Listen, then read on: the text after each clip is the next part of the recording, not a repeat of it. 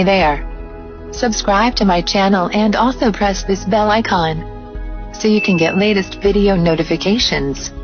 And this is absolutely free. This recording is by Mark Smith of Simpsonville, South Carolina. The Swiss Family Robinson by Johann David Wyss. Chapter 21. After our return to Falcon's Nest, I requested my sons to continue their exercises and gymnastics. I wished to develop all the vigor and energy that nature had given them, and which, in our situation, were especially necessary. I added to archery, racing, leaping, wrestling, and climbing trees, either by the trunks or by a rope suspended from the branches as sailors climb. I next taught them to use the lasso, a powerful weapon, by aid of which the people of South America capture savage animals. I fixed 2 balls of lead to the end of a cord of about 1 fathom in length. The Patagonians, I told them, use this weapon with wonderful dexterity. Having no leaden balls, they attach a heavy stone to each end of a cord about 30 yards long. If they wish to capture an animal, they hurl one of the stones at it with singular address. By the peculiar art with which the ball is thrown, the rope makes a turn or two around the neck of the animal, which remains entangled without the power of escaping. In order to show the power of this weapon, I took aim at the trunk of a tree which they pointed out. My throw was quite successful. The end of the rope passed 2 or 3 times round the trunk of the tree, and remained firmly fixed to it. If the tree had been the neck of a tiger, I should have been absolute master of it. This experiment decided them all to learn the use of the lasso. Fritz was soon skillful in throwing it, and I encouraged the rest to persevere in acquiring the same facility, as the weapon might be invaluable to us when our ammunition failed. The next morning I saw, on looking out, that the sea was too much agitated for any expedition in the boats. I therefore turned to some home employments. We looked over our stores for winter provision. My wife showed me a cask of ortolans she had preserved in butter, and a quantity of loaves of cassava bread, carefully prepared. She pointed out that the pigeons had built in the tree, and were sitting on their eggs. We then looked over the young fruit trees brought from Europe, and my sons and I immediately laid out a piece of ground, and planted them. The day passed in these employments, and as we had lived only on potatoes, cassava bread, and milk for this day, we determined to go off next morning in pursuit of game to recruit our larder. At dawn of day we all started, including little Francis and his mother, who wished to take this opportunity of seeing a little more of the country. My sons and I took our arms. I harnessed the ass to the sledge, which contained our provision for the day, and was destined to bring back the products of the chase.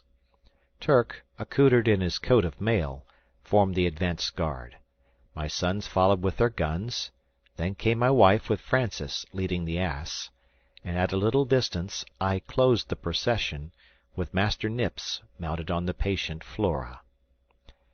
We crossed Flamingo Marsh, and there my wife was charmed with the richness of the vegetation and the lofty trees.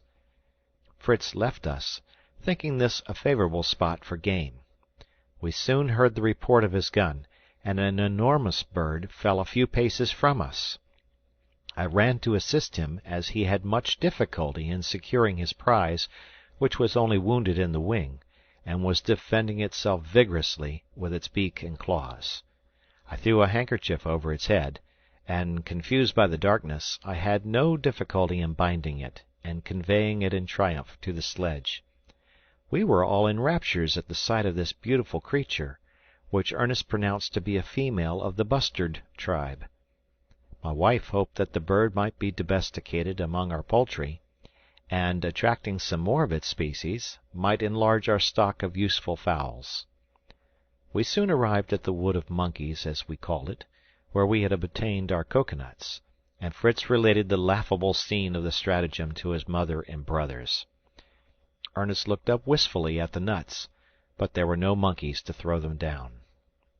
"Do they never fall from the trees?" And hardly had he spoken, when a large coconut fell at his feet, succeeded by a second, to my great astonishment, for I saw no animal in the tree, and I was convinced the nuts in the half-ripe state as these were could not fall of themselves. "It is exactly like a fairy tale," said Ernest. "I only had to speak, and my wish was accomplished."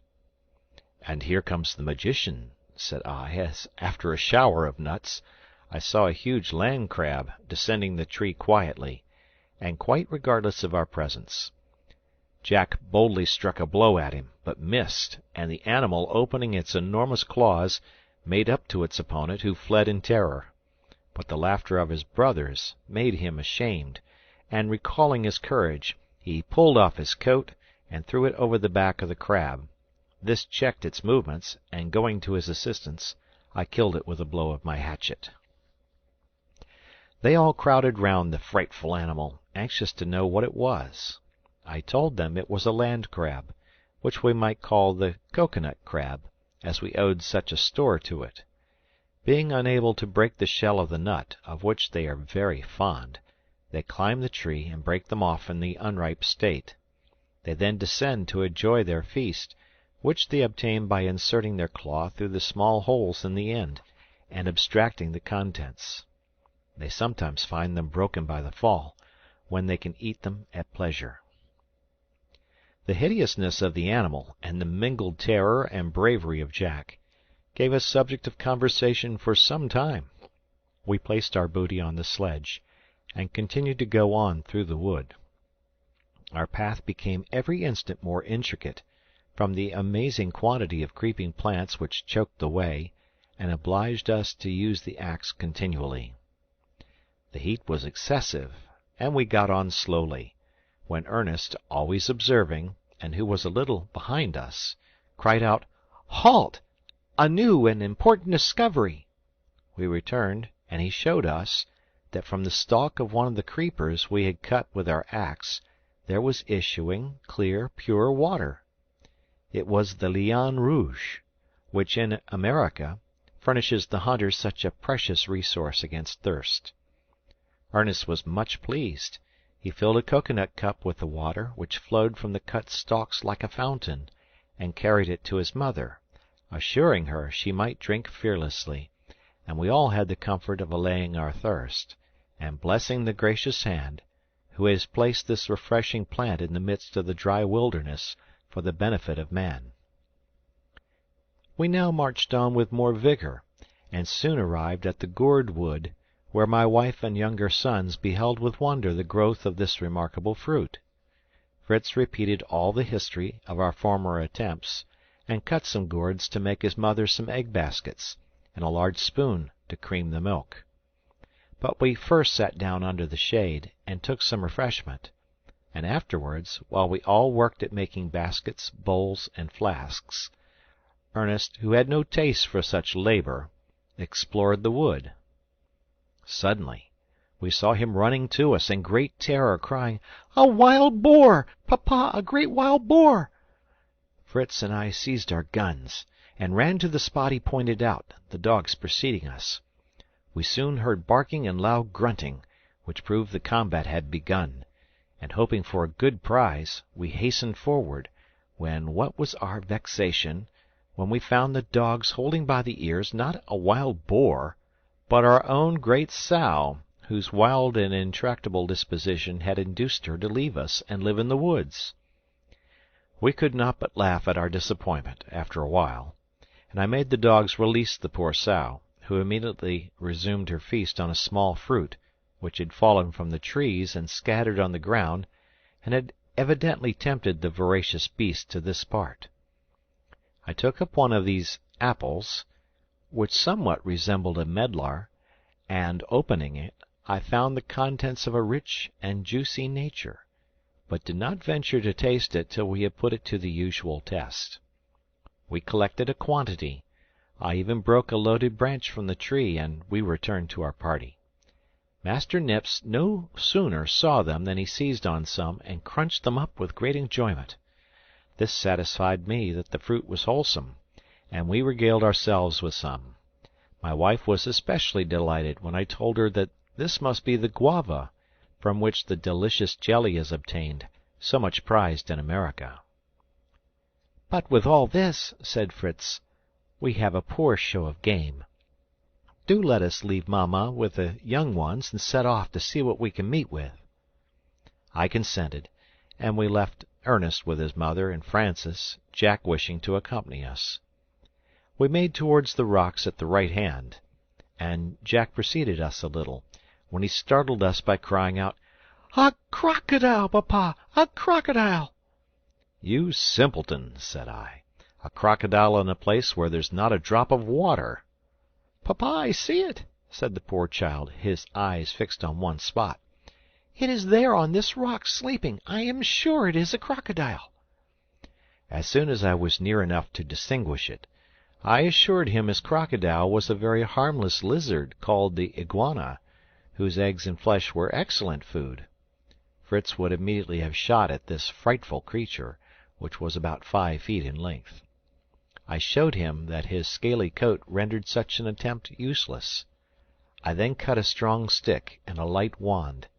To the end of the former I attached a cord with a noose. This I held in my right hand, keeping the wand in my left. I approached softly, whistling. The animal awoke, apparently listening with pleasure.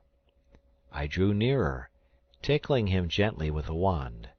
He lifted up his head, and opened his formidable jaws. I then dexterously threw the noose around his neck, drew it, and jumping on his back, by the aid of my sons, held him down, though he succeeded in giving Jack a desperate blow with his tail. Then, plunging my wand up his nostrils, a few drops of blood came, and he died apparently without pain. We now carried off our game.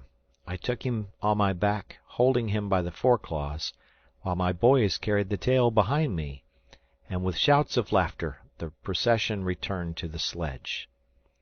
Poor little Francis was in great dismay when he saw the terrible monster we brought, and began to cry. But we rallied him out of his cowardice, and his mother, satisfied with our exploits, begged to return home.